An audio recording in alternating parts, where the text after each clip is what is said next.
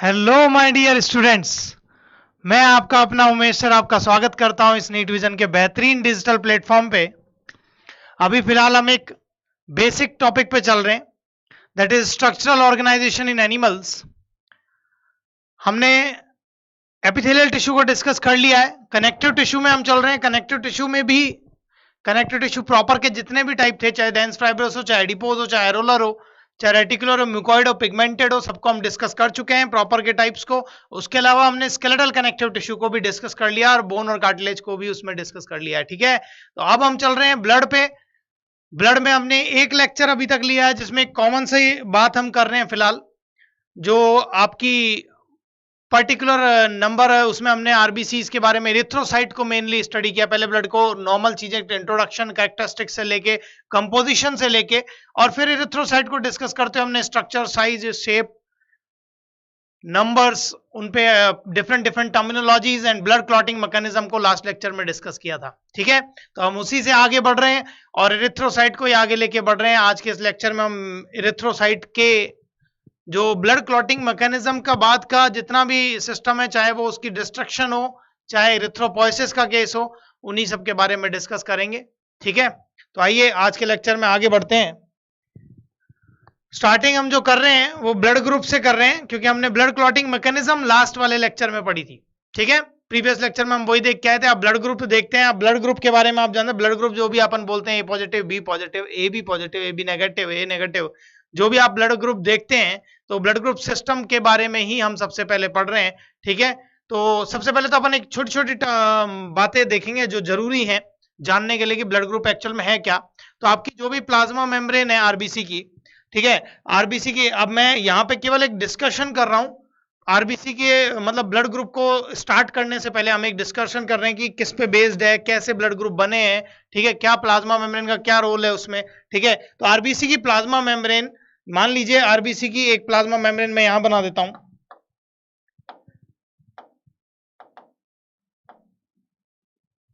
तो जैसे भी आपका आरबीसी की, मान लीजिए प्लाज्मा मेम्ब्रेन आरबीसी की है। ठीक है, आरबीसी की प्लाज्मा मेम्ब्रेन के ऊपर एंटीजेंस मिलते हैं, जिसकी हम बात कर रहे हैं। यहाँ पे एंटीजेंस का केस है ये। ठीक है, एंटीजन है ये।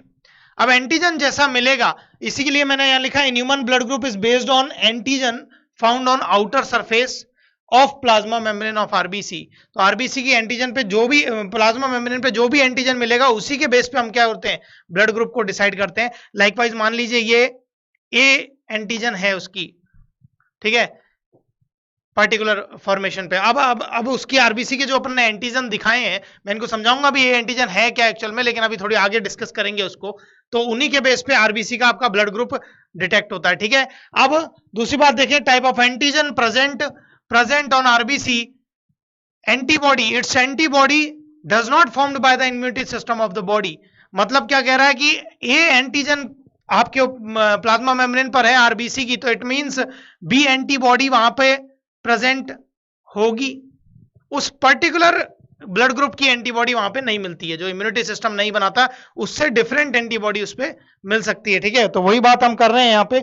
अब यहाँ पे इसी बात को हम लिखा, but antibody for a different antigen is found on plasma membrane of R B blood of body. ठीक है, अब इसके बेसिस पे ये कॉमन सी चीजें हमने बताई हैं। पहले क्या बोला हमने कि एक आरबीसी को ले लिया, आरबीसी की प्लाज्मा मेम्ब्रेन पे जो भी एंटीजन प्रेजेंट है, बॉडी बना रही है, जो भी एंटीजन उस पर प्रेजेंट है वही उसका ब्लड ग्रुप है। ठीक है, अब उस ब्लड ग्रुप, जो भी उसका ब्लड ग्रुप है, चाहे वो ए हो चाहे बी हो, उस पर्टिकुलर ग्रुप की ब्लड ग्रुप की एंटीबॉडी उस प्लाज्मा मेम्ब्रेन पर आरबी ब्लड के प्लाज्मा में नहीं मिलती है। ठीक है, उससे डिफरेंट जो ब्लड ग्रुप्स हैं उनकी एंटीबॉडी उस पर्टिकुलर प्लाज्मा मेम्ब्रेन पर मिलेगी। ठीक है, उस प्लाज्मा में। अब इनके बेसिस पर हमने दो टाइप के ब्लड ग्रुप्स देख रहे हैं हम। एक तो कौन सा हो गया आपका एबीओ ब्लड ग्रुप, एबीओ, और दूसरा आरएच ब्लड ग्रुप जो हम कॉमनली पढ़ते हैं। तो ये ब्लड एक कॉमन सा टिश्यू है, जो कंपोजिट टिश्यू है, जिसको हम डिस्कस कर रहे हैं फिलहाल। और ये एक्चुअल में आप इसको देखोगे तो इसमें जितनी भी बात अपन पढ़ रहे हैं वो बहुत कॉमन फिनोमेना है। ठीक है, बहुत ज्यादा कॉम्प्लेक्स कुछ नहीं है, गो थ्रू होके निकलना है बस हमको, जिससे आसानी से हमें ये चीजें पकड़ सकें। क्योंकि ये सर्कुलेटरी सिस्टम, बार बार ब्लड की जब नॉलेज होगी तभी हम आगे फिजियोलॉजी में मूव कर पाएंगे। ठीक है, टिश्यू में, इसीलिए हम इतनी चीजें, इतना टाइम ले रहे हैं, इतना एलेबोरेट कर रहे हैं चीजों को, ताकि हमें फिजियोलॉजी में उतना लोड ना आए जितना यहाँ पे हमें लग रहा है कि छोटे टॉपिक को हमने काफी बड़ा बनाया, लेकिन बेसिक है और बेस जब स्ट्रांग होता है तो आराम से नींव पे इमारत अच्छी चढ़ती है। तो इसीलिए हम वही बेस क्लियर करने की वजह से ही हर एक टॉपिक को टच कर रहे हैं टिश्यू में ही ज्यादातर चीजें, ताकि आपको मैक्सिमम चीजें रनवे में मिले। ठीक है, तो गो थ्रू होके निकलना है केवल हमको यहाँ से।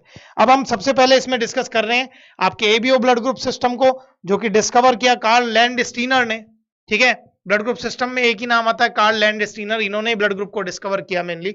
अब ये भी मैंने यही लिखा, वही सेम बात यहां लिख रहा हूं, name of the blood group is given as per antigen found on RBC. तो अभी अभी अपन ने जो प्लाज्मा मेम्ब्रेन बनाई है, आरबीसी बनाई है, उसकी प्लाज्मा मेम्ब्रेन पे हमने क्या दिखाया, कौन सा एंटीजन है, ए एंटीजन है। ठीक है, तो इसी के बाद में अब एंटीबॉडी की अगर अपन बात करें, in this blood group two types of antigen A and B are found. अब ए बी दोनों मिलेंगे। ठीक है, अब वो सिंगल भी प्रेजेंट हो सकता है, आइदर प्रेजेंट सिंगल और बोथ, दोनों भी मिल सकते हैं।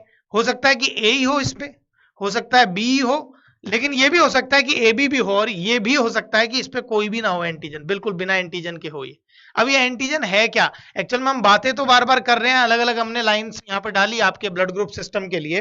ब्लड ग्रुप की जब बात कर रहे हैं, बार बार एंटीजन की बात आ रही है कि एंटीजन है क्या। भाई एक्चुअल में प्लाज्मा मेम्ब्रेन ऑफ आरबीसी पे कुछ सब्सटेंसेस मिलते हैं, उनके बेसिस पे एंटीजन डिसाइड होते हैं। ठीक है, और उन्हीं के बेसिस पे क्या मिलता है, आपके ब्लड ग्रुप्स मिलते हैं। मैं नेक्स्ट स्लाइड में, यहाँ पे जगह नहीं है, मैं नेक्स्ट स्लाइड में आपके लिए बताता हूं कि ये एक्चुअल में है क्या सिस्टम पूरा। हम वापस से इस बात की बात करते हैं। देखो एक्चुअल में आरबीसी, मान लीजिए ये आरबीसी है। ठीक है, एक आरबीसी को मैं यहां बना देता हूं। ठीक है, अब इस पे आरबीसी पे, एक्चुअल में हर आरबीसी पे लिपिड प्रेजेंट है। ठीक है, lipid plus N acetyl glucosamine.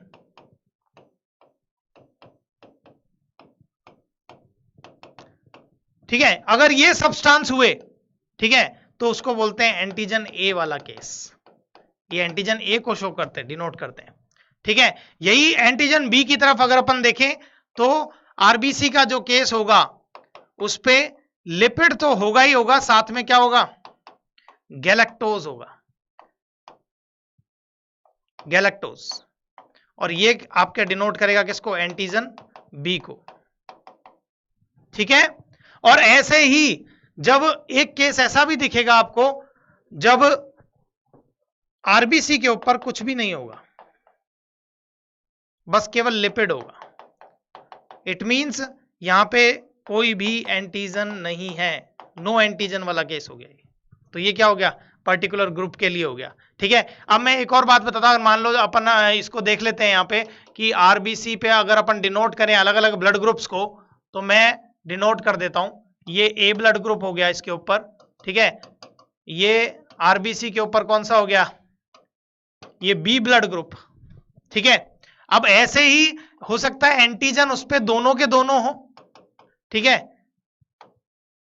तो ए ब्लड ग्रुप भी है, ए एंटीजन भी है, बी एंटीजन भी है, मतलब ये ए बी ब्लड ग्रुप को शो करेगा। ठीक है, वो ए ब्लड ग्रुप को शो करेगा, ये बी ब्लड ग्रुप को शो करेगा, और तीसरा वाला ए बी दोनों एंटीजन प्रेजेंट है इसलिए ए बी ब्लड ग्रुप को शो करेगा। और एक ऐसा भी होगा जिसपे क्या होगा, केवल आरबीसी होगी, ऊपर कोई एंटीजन नहीं होगा, नो एंटीजन। तो इस केस में किसको करेगा, ये एक्चुअल में ओ ब्लड ग्रुप को शो करेगा जिसमें कोई भी एंटीजन नहीं है। ठीक है, इससे आप इस टेबल को बड़ी आसानी से समझ सकते हैं। देखो ये वाला जो टेबल है इसको बड़ी आसानी से हम समझ सकते हैं। अभी हमने लिख ज्यादा दिया और ये इस टेबल के ऊपर आ गया, लेकिन आपको दिखेगा, आप ध्यान से देखिएगा, ये ए बी ब्लड ग्रुप जो है, सबसे पहले मैंने ए बी ब्लड ग्रुप दिखाया है, और एंटीजन कौन सा दिखाया उस पे, ए एंड बी बोथ। ठीक है, ए एंड बी बोथ, और देखो ए बी ब्लड ग्रुप पे ए और बी दोनों एंटीजन मिलेंगे, लेकिन इसमें एंटीबॉडी नहीं मिलती है क्योंकि इसमें दोनों एंटीजन। और मैंने पिछले ही स्लाइड में आपको क्या बताया, जो भी एंटीजन आरबीसी की प्लाज्मा मेम्ब्रेन का मिलता है उस एंटीजन की एंटीबॉडी कभी भी इम्यूनिटी सिस्टम फॉर्म नहीं करता। ठीक है, इसीलिए एंटीबॉडी यहां पे नहीं है। उसके बाद किससे ब्लड ले सकता है, किसको दे सकता है, ये अभी फॉर्म करेंगे अपन, बहुत आसान सा चीज है ये। ठीक है, एक छोटा सा यहां बना देता हूं, उससे आपको इजीली पता लग जाएगा। ठीक है, एक बार देखिए, बड़ा आसानी से ये सिस्टम आपको पता लगेगा। देखो यहां पे हम बात कर रहे हैं, ए ब्लड ग्रुप यहां रख देते हैं। ठीक है, ए बी ब्लड ग्रुप को यहां रख दिया, ओ ब्लड ग्रुप को यहां रख दिया, और आपका बी ब्लड ग्रुप को यहां रख दिया। ठीक है, पर्टिकुलर चारों ब्लड ग्रुप को अपन ने देख लिया। अब आपको ये पता है कि ए को दे सकता है, ठीक है, सब आपस में तो दे ही सकते हैं ये ब्लड को, ठीक है। मैं अभी इसमें दूसरे ब्लड ग्रुप को नहीं ऐड कर रहा हूं, केवल एक ब्लड ग्रुप की बात कर रहा हूं। अब ए जो है ब्लड ग्रुप वो ए बी को भी दे सकता है, क्योंकि उसमें वो ए वाला जो ब्लड ग्रुप है आपका, उसके केस में वो ए बी को भी दे सकता है। आपका जो ओ ब्लड ग्रुप है वो किसी को भी दे सकता है, उसमें तो एंटीजन ही नहीं है, तो कोई रिएक्शन होने के चांसेस ही नहीं है। ये लो, ये दे दिया इसने सबको, ठीक है। और ए बी ब्लड ग्रुप जो है वो बी से भी ले सकता है। तो ये इजी कंफर्मेशन है आपके ब्लड ग्रुप को किससे ले सकता है और किसको दे सकता है, इजीली समझ में आ जाएगा। इससे मैं आपको यहाँ पे इलेबोरेट करता हूँ इस टेबल में। दूसरा ब्लड ग्रुप कौन सा है? ए ब्लड ग्रुप, ठीक है। इसमें कौन आएगा? एंटीजन कौन सा हो जाएगा? ए एंटीजन हो गया, ठीक है। ए एंटीजन, क्योंकि ए ब्लड ग्रुप है, उसी ब्लड ग्रुप बना किससे? उसी एंटीजन से, आपका वही lipid plus N acetyl glucosamine है इस पे। उसके अलावा आपकी एंटीबॉडी कौन सी है इस पे? डिफरेंट ब्लड ग्रुप की बी एंटीबॉडी है, ठीक है। अब किससे ब्लड ग्रुप ले किससे सकता है, दे किससे सकता है, वो उसमें आसानी समझ सकते हैं। देखो इनको दोनों को, टेबलों को एक साथ उससे डिस्कस करेंगे अपन। इसके बाद आप बी ब्लड ग्रुप को देख लो। बी भी अपने ब्लड ग्रुप का एंटीजन तो है, इस पे एंटीबॉडी डिफरेंट ब्लड ग्रुप की है, ठीक है। ऐसे आपका ओ ब्लड ग्रुप में कोई भी एंटीजन नहीं है, उसके ऊपर अभी अभी समझाया आपको, और एंटीबॉडी दोनों की दोनों मिलेंगी क्योंकि वो डिफरेंट ब्लड ग्रुप की है, ठीक है। इसीलिए आप अब ब्लड को देखें तो ये ए बी ब्लड ग्रुप जो है वो किसको दे सकता है? केवल और केवल ए बी को ही दे सकता है, क्योंकि ए को देगा। अगर मान लो ए बी ब्लड ग्रुप में मान लो सर बोले कि ए है तो ए को भी तो दे सकता है, लेकिन बी भी तो है इसके पास, तो उल्टा हो जाएगा सारा सिस्टम। बी की एंटीबॉडी वहां बनी हुई है। उसके अलावा A B blood group B को देगा तो ए की एंटीबॉडी वहां बनी हुई है, तो दोनों में क्लॉटिंग के चांसेस होंगे, इसलिए ए बी केवल ए बी को दे पाएगा और किसी को भी नहीं दे पाएगा। लेकिन ये ले सबसे सकता है, क्यों? क्योंकि इसके पास ए बी एंटीजन प्रेजेंट है और बी भी एंटीजन प्रेजेंट है, एंटीबॉडी है नहीं, ठीक है। एंटीबॉडी देखो नन दिखा रखी है, तो एंटीबॉडी नहीं है तो ये सबसे आसानी से, तो ये यूनिवर्सल क्या हो गया? रेसिपिएंट होगा क्या नहीं हो गया? यूनिवर्सल रेसिपिएंट हो गया, सबसे ले सकता है आसानी से। उसके बाद आप ए ब्लड ग्रुप में देखो ए किसको दे सकता है मेनली? एक तो केवल ए को देगा क्योंकि वो इसके जैसा सेम टू सेम, इसलिए मैंने ए पे एरो लगाया, ए को दे सकता है। और एक ए बी को भी दे सकता है क्योंकि उसके पास क्या है?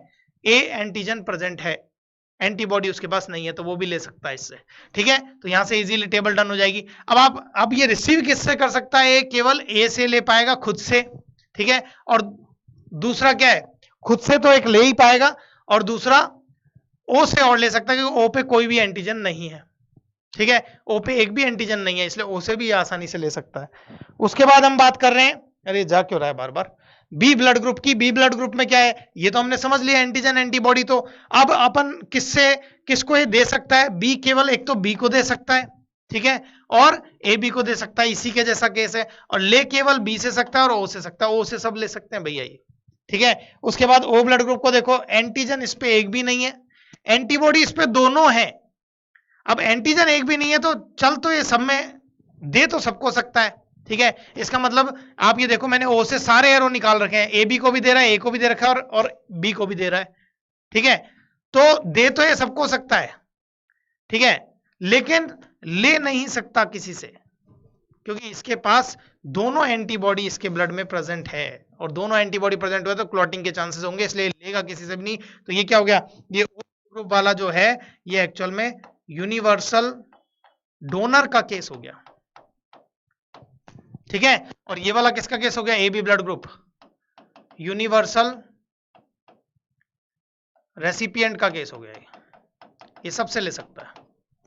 समझ में आ गई बात? तो ये तो बात हो गई ए बी ब्लड ग्रुप के लिए, और ये यूनिवर्सल डोनर वाली बात हो गई ओ ब्लड ग्रुप के लिए। समझ में आ गई बात? ये जो एंटीजन, ये मैंने जो बताया एन-एसिटाइल ग्लूकोसामाइन लिपिड, ये एक्चुअल में एंटीजन ए जो होता है वो एक्चुअल में उसमें यही प्रेजेंट होता है, इसलिए ये बताया कि ये जो एंटीजन है क्या खेल है। बार बार बोलते हैं प्लाज्मा मेम्ब्रेन पर अगर ए एंटीजन है तो ए ब्लड ग्रुप डिनोट करता है, तो वो ये सब्सटेंस मिलते हैं वहां पे, ठीक है। ऐसे ही आप लिपिड प्लस गैलेक्टोज मिलेगा तो एंटीजन बी मिलेगी, अगर केवल लिपिड मिलेगा कुछ भी साथ में नहीं तो वो कोई भी एंटीजन नहीं है, और ओ ब्लड ग्रुप में यही सेम केस मिलता है। समझ में आ गई बात? तो ये एबीओ ब्लड ग्रुप सिस्टम की बात की हमने, और छोटी सी बात की यहाँ पे केवल कॉमन एंट लेके हम आगे हैं, ज्यादा डीप नहीं गए, केवल आपको ब्लड ग्रुप सिस्टम डिस्कस करना था। लास्ट स्लाइड पे भी हमने यही बात की थी, ठीक है। लास्ट स्लाइड पे जो हम बात कर रहे थे 2 नंबर पे, उस पे भी पर्टिकुलर हमने यही बात डिस्कस की थी। देखो अब ये जो ह्यूमन ब्लड है उसके ऊपर बेस्ड मैंने क्या बताया, antigen found on outer surface of plasma membrane of RBC की बात हुई। समझ में आ गई बात? जो भी उसके प्लाज्मा मेम्ब्रेन पे बाहर प्रेजेंट है वो उसका ब्लड ग्रुप हो गया, ठीक है। लेकिन उसकी एंटीबॉडी नहीं बनेगी, ठीक है। उस पर्टिकुलर जो एंटीजन प्रेजेंट है उसकी एंटीबॉडी इम्यूनिटी सिस्टम नहीं बनाता, डिफरेंट जो ब्लड ग्रुप है उसकी एंटीबॉडी बनाता है। इसीलिए डिफरेंट ब्लड ग्रुप का जो ब्लड होता है उसको कभी भी किसी पर्टिकुलर ब्लड ग्रुप वाले बंदे में नहीं चढ़ाया जाता, क्योंकि उसमें क्लॉटिंग के चांसेस होते हैं। और उसका सिस्टम यही है क्योंकि एंटीजन मैच नहीं करेंगे सबके एंटीजन। ये एंटीजन एंटीबॉडी की जो बात हो रही है वो एक्चुअल में सबके एंटीजन इस केस में है, ठीक है, इस केस में है, इसलिए बताएं आपको। समझ में आ गई बात? अब देखो, अब ऐसे ही जैसे एबीओ ब्लड ग्रुप सिस्टम मिला, ऐसे ही अब जब रेगुलर ये ब्लड ग्रुपिंग होने लगी, जब ये पहले स्टार्टिंग टाइम में जब ब्लड ग्रुपिंग की, उसके बावजूद भी क्लॉटिंग हो रही थी, जबकि सब कुछ चेक किया जा रहा था इन सबको देखते हुए, फिर भी क्लॉटिंग हो रही थी। तो एक्चुअल में वो ऐसा क्यों हुआ, इसको जानने के लिए फिर पता किया तो पता चला कि एक और ऐसा एंटीजन है जो हमारे ब्लड ग्रुप सिस्टम मिलता है, उसी के बेस पे एक और ब्लड ग्रुप सिस्टम आया, that is RH blood group. RH blood group actual में क्या है, मकाका रिसस मंकी में ये एंटीजन मिलता है, इसलिए मैंने लिखा है an antigen is found on RBC on of rhesus monkey. Macaca rhesus monkey में मिलता है, which is also found in on RBC of humans. हमारी आरबीसी में भी, ह्यूमन की आरबीसी में भी ये मिलता है, ठीक है। लेकिन इसकी खास बात है सब ह्यूमंस में नहीं मिलता है, ठीक है, कुछ पर्टिकुलर ह्यूमंस में ही आरएच एंटीजन मिलता है, ठीक है। लेकिन आप एक बात देखो, पहले जब इनको ट्रांसफ्यूजन करवाया गया ब्लड का, तो स्टार्टिंग में क्या हुआ कि ब्लड में सब कुछ देखते हुए, ब्लड ग्रुप को देखते हुए भी सारी चीजें मैच की जा रही हैं। उसके बाद भी कुछ केसेस ऐसे थे, कुछ तो सही जा रहे थे, लेकिन कुछ केसेस ऐसे थे जिनमें अभी भी ब्लड क्लॉटिंग हो रही थी। और वो क्यों हो रही थी? इस आरएच एंटीजन की वजह से, ठीक है। एंटीजन कौन सा? आरएच एंटीजन की बात हो रही है बेटा, आरएच एंटीजन की बात हो रही है। और आरएच एंटीजन मेनली क्या है एक्चुअल में, मकाका रिसस मंकी की आरबीसी पे मिलता है ये एंटीजन, और वो कुछ ह्यूमंस में भी मिलता है, क्योंकि हमारी ओरिजिन किससे है? बंदर से तो ये सारी ओरिजिन। अरे भाई, हम जो ह्यूमन बने हैं, हाँ बात अलग है कि उनसे थोड़ा सा हम अपडेटेड दिखने लगे हैं अब, लेकिन एक्चुअल में हमारी ओरिजिन वहीं से आई है। तो मकाका रिसस मंकी जो है, उनकी आरबीसी पे जो एंटीजन मिलता है वो कुछ ह्यूमंस की आरबीसी पर भी मिलता है, ठीक है। अब वो पॉजिटिव हो भी सकते हैं, वो मतलब आरएच पॉजिटिव देखने को मिल भी सकता है और नहीं भी मिल सकता, ठीक है, कुछ ह्यूमंस में है। तो इसी के बेस पे दो तरह के लोग बाग बने, ठीक है, दो तरह के सिस्टम बने। Those humans in which rhesus antigen is found, उनको तो क्या बोल दिया हमने, आरएच पॉजिटिव। और ऐसे ह्यूमंस जिनमें रिसस एंटीजन एब्सेंट है, उनको हमने क्या बोल दिया, आरएच नेगेटिव। तो ब्लड ग्रुपिंग की इन मैचिंग्स के बावजूद भी जब ट्रांसफ्यूजन में दिक्कतें आने लगी, क्लॉटिंग होने लगी, तो उस केस में क्या हुआ, आरएच की भी मतलब फिर से जब टेस्ट किए गए तो एक और एंटीजन पाया गया, जिसके वजह से आपको क्या बोला, एक और ब्लड ग्रुप सिस्टम आया, that is RH blood group. इसीलिए मैंने पीछे बताया दो ब्लड ग्रुप सिस्टम एंटीजन के बेसिस पे, ठीक है। एबीओ ब्लड ग्रुप सिस्टम जिसकी अभी अपन स्टडी करके आए, और दूसरा RH antigen, RH blood group system. RH blood group system में केवल आरएच एंटीजन के बेस पे बात हो रही है एक्चुअल में। अब आरएच वाला भी, अब अपन ने जब इतना बनाया तो इतना भी देख सकते हैं कि आरएच की फिर क्या मतलब है, आरएच की पॉजिटिविटी क्या है, ये आरएच पॉजिटिव और आरएच नेगेटिव, दो केस बन गए, ठीक है, दो पर्टिकुलर केस बन गए, आरएच पॉजिटिव का और आरएच नेगेटिव का। अब एक बात देखो, आरएच नेगेटिव वाला जो है वो आरएच, पहली बात तो एक तो सिंपल बात करते हैं अपन कि आरएच पॉजिटिव को दे सकता है और आरएच नेगेटिव को देता है, क्योंकि ये तो सिमिलर हो गए।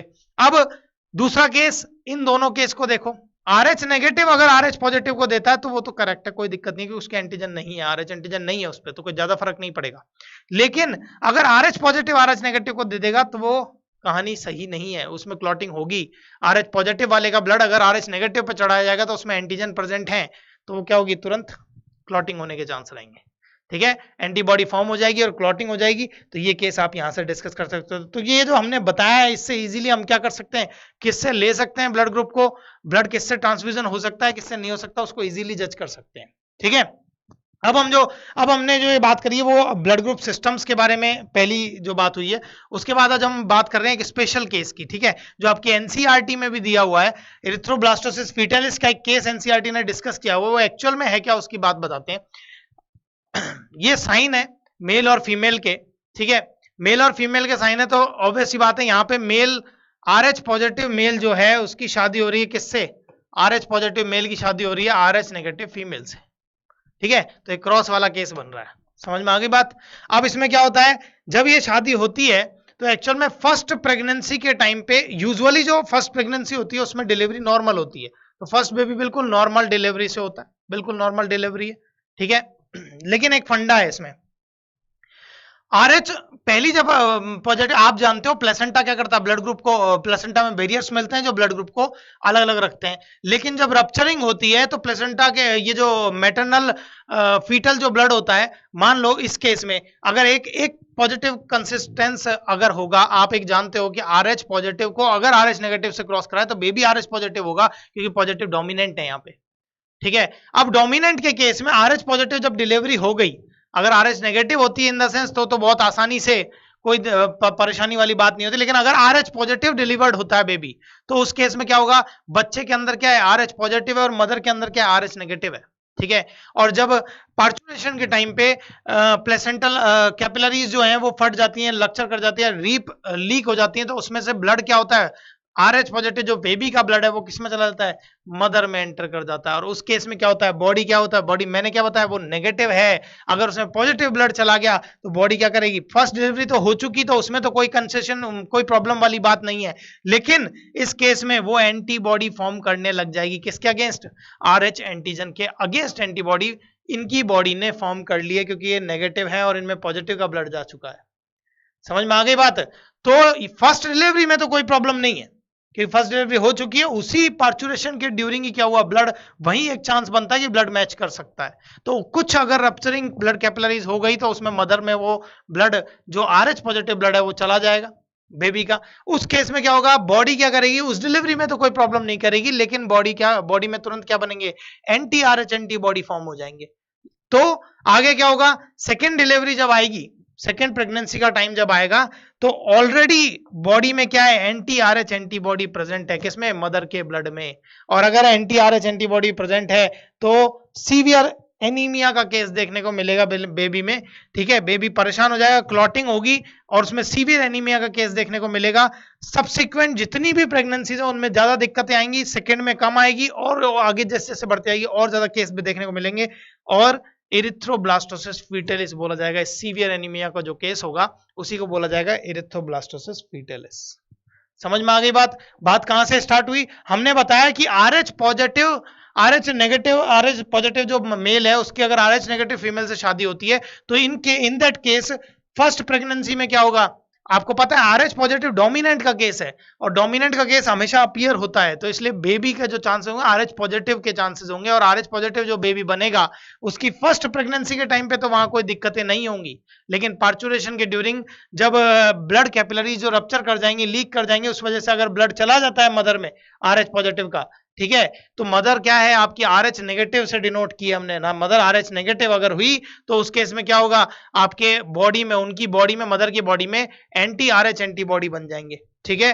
और एंटी-RH एंटीबॉडी आप पहले से प्रेजेंट है, आपको पता है, अब बन चुके हैं, तो सेकेंड प्रेगनेंसी के टाइम पे क्या होगा, सीवियर एनीमिया का केस बनेगा, that condition is called erythroblastosis fetalis, जो आपकी एनसीईआरटी ने डिनोट की है, ठीक है। तो वो ये कहानी है, लेकिन एक्चुअल में होता क्या है, ये सीवियर कंडीशंस तो है, परेशानी आती है, लेकिन नॉर्मली जब ऐसा केस देखने को मिलता है तो पहले ही वो जज हो जाता है, और उनके केस में क्या होता है, एक इंजेक्शन दे दिया जाता है। कंडीशन अगर ऐसी देखने को मिली तो एक रोगैम का इंजेक्शन दे दिया जाता है, रोगैम इंजेक्शन का नेम है बेटा ये, ठीक है। ये आपको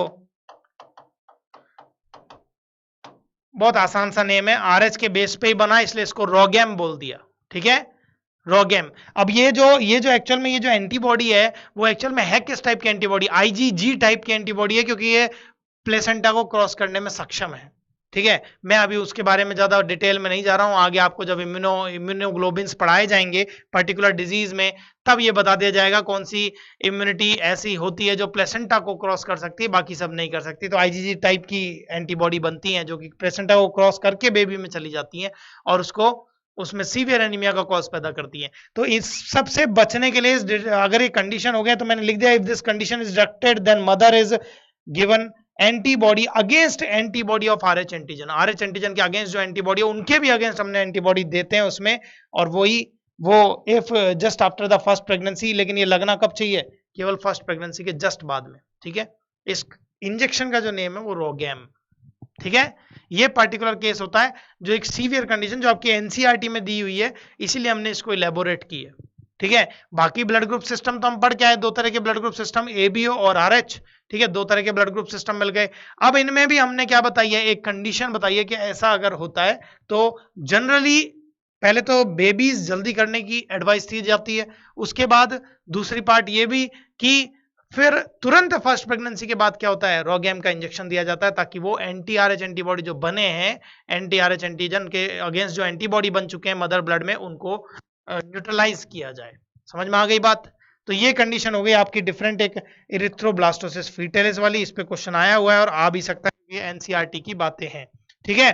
अब इसके बाद जो हम चर्चा कर रहे हैं वो अगली बात करेंगे अपन हीमोग्लोबिन पे, क्योंकि आरबीसी की स्ट्रक्चर में हमने सारी चीज देखी, हमने उसकी शेप देख ली, उसके साइज देख लिए, नंबर्स देख ली, स्ट्रक्चर्स देख ली, ठीक है, ब्लड ग्रुप सिस्टम देख लिया, ब्लड क्लॉटिंग मैकेनिज्म देख ली। तो उसके अंदर हमें क्या मिलता है, हमने बार बार एक पीछे बात बोली थी, रेड कलर क्यों होता है, आयरन कंटेनिंग पिगमेंट, किसकी वजह से, हीमोग्लोबिन की वजह से, ठीक है। तो यही लाइन सबसे पहले डाली है, inside RBC in cytoplasm iron containing pigment, ठीक है, आयरन कंटेनिंग रेस्पिरेटरी पिगमेंट कौन, हीमोग्लोबिन इज प्रेजेंट। तो सबसे पहले हीमोग्लोबिन का एक इंट्रो की, हीमोग्लोबिन के बारे में बात करना जरूरी है। अब मैं कुछ एक्स्ट्रा आपको रेस्पिरेटरी सिस्टम की कुछ चीजें अभी बता रहा हूं यहाँ पे, जो बहुत छोटी छोटी चीजें हैं। एक्चुअल में ये आरबीसी की जो स्ट्रक्चर है मैं आपको दिखा देता हूँ, एक छोटा सा एक रफ डायग्राम बना के। एचबी जो होता है हीमोग्लोबिन, जो बहुत कॉम्प्लेक्स स्ट्रक्चर है, पोरफायरिन रिंग वगैरह सब प्रेजेंट है इसमें, ठीक है, मतलब लंबे चौड़े कार्बन के मॉलिक्यूल से अपन ने एचबी लिख दिया केवल। एचबी जो होता है वो एक्चुअल में 4 आयरन एटम से जुड़ा होता है, ठीक है, इससे 4 आयरन एटम जुड़े होते हैं ग्लोबिन चेन्स पे, ठीक है। हर एक आयरन एटम क्या करता है, हर एक आयरन एटम एक O2 का मॉलिक्यूल का ट्रांसपोर्ट करता है, ठीक है, एक्चुअल में डिस्प्लेसमेंट करता है और फिर O2 यहां आके जुड़ती है, तो ये O2 का ट्रांसपोर्ट ऐसे होता है, ठीक है। तो यही कहानी हमने क्या दिखाई है, हमने एक यही कहानी लिख दी है कि एक HB 4 आयरन एटम से जुड़ा होता है, ठीक है, और जो आपके एक आयरन एटम है वो पर्टिकुलर, देखो एक आयरन एटम किससे जुड़ा हुआ है, एक O2 से जुड़ा हुआ है, ठीक है।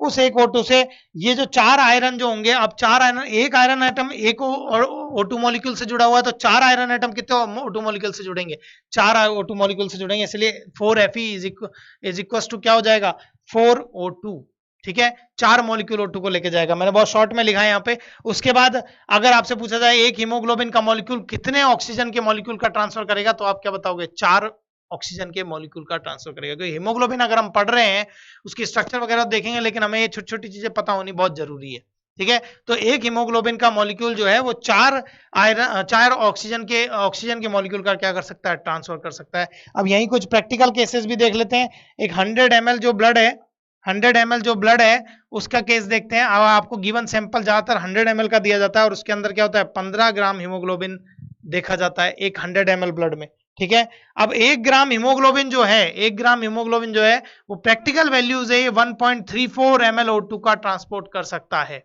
ठीक है, 1 ग्राम हीमोग्लोबिन। तो 15 ग्राम कितने का करेगा भैया, 15 ग्राम कितने का हो जाएगा, आप 15 इंटू, सिंपल सी बात है सर, इसमें ये डाल दो, क्या कर सकते हो आप यहाँ पे 15 इंटू 1.34 ml, इसको कितना में आएगा आपका 20 ml O2 का ट्रांसपोर्ट कर देगा। समझ में आ गई बात। अब इसके बाद 100 ml ब्लड में आपसे पूछा जाए कितना ट्रांसपोर्ट होता है, 20 ml ऑफ O2 का ट्रांसपोर्ट होता है। ये प्रैक्टिकल वैल्यूज हैं और वो जो है वो स्ट्रक्चरल बेस पे आपको बताया, जो पहली हमने बातें की है वो स्ट्रक्चरल बेस पे की है कि एक हीमोग्लोबिन का मॉलिक्यूल, आपको ये स्ट्रक्चर दिख रही है, कितने आयरन एटम से जुड़ा है, एक एक एक एक 4 आयरन एटम से जुड़ा हुआ है, ठीक है। एक आयरन एटम से एक O2 जुड़ती है तो 4 आयरन एटम से कितनी जुड़ेंगी, सिंपल सा फंडा है, 4 O2। और एक हीमोग्लोबिन का मॉलिक्यूल कितने O2 का ट्रांसपोर्ट कर पाएगा, 4 मॉलिक्यूल ऑफ O2 का ट्रांसपोर्ट कर पाएगा। समझ में आ गई बात। अब ये जो सिस्टम है इसी को आपकी HB परसेंटेज बोला जाता है। मैंने यहाँ पे एक लाइन डाली है, the percentage of HB in 100 ml blood, 100 ml blood में जो भी परसेंटेज HB की होती है that is called HB percentage, haemoglobin percentage बोला जाता है इसको।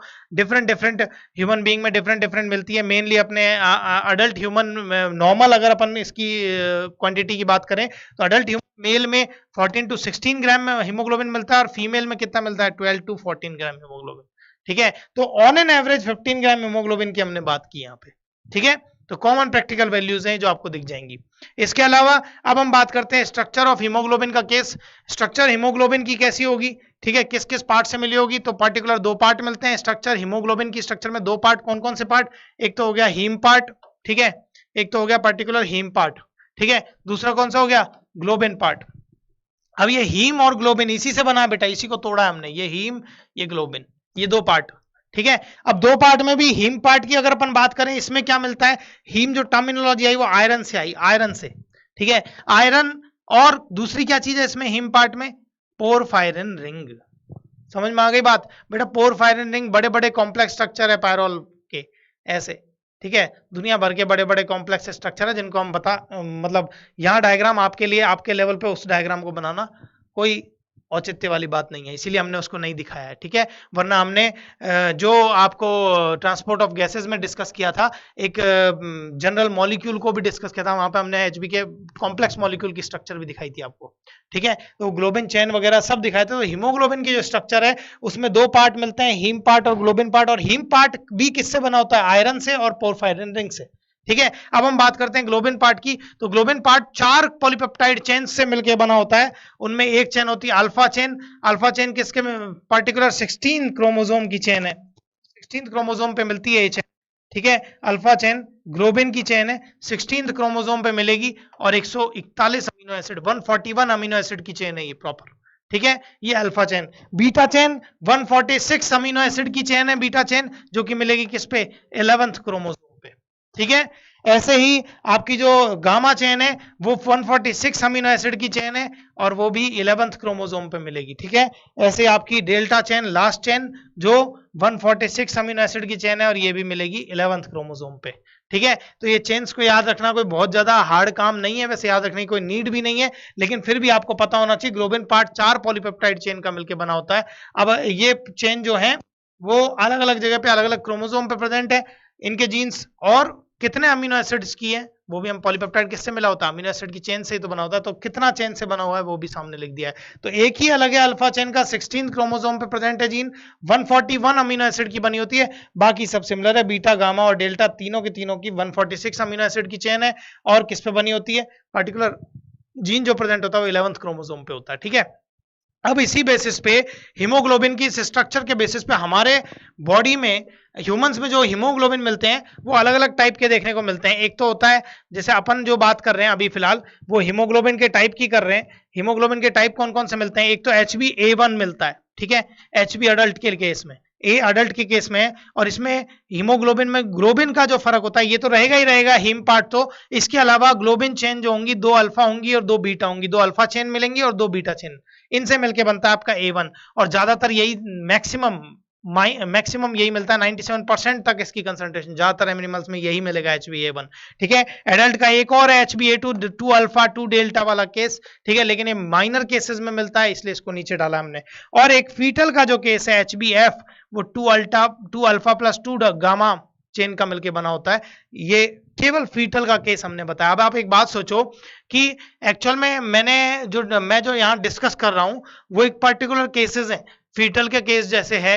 तो एक्चुअल में फीटल में आपको मैं बाद में बताऊंगा, ऑक्सी हीमोग्लोबिन डिसोसिएशन कर्व है वो थोड़ा सा साइड होता है, लेफ्ट साइड में होता है, क्योंकि फीटल क्या है, एक तो ग्रोइंग टिश्यूज है उसके, तो उसमें क्या है, उसमें ऑक्सीजन की रिक्वायरमेंट बढ़ी हुई है, ठीक है।